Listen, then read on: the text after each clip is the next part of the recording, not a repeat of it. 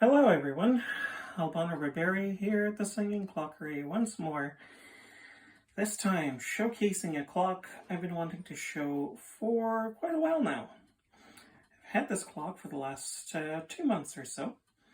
It is a 1910 to 1920, based on the logo, Westminster chiming bracket clock by the Kienzle clock company out of Germany. I got this clock in fairly rough shape. It was missing a pendulum bob, there was a piece missing from the bottom trim, and there was a crack in the case that was quite wide at the time. Thanks to an enterprising next door neighbor, the missing piece of molding has been replaced, and I was able to get a replacement pendulum bob for the clock.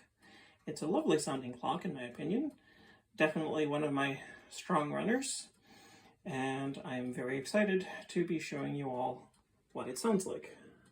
Enjoy!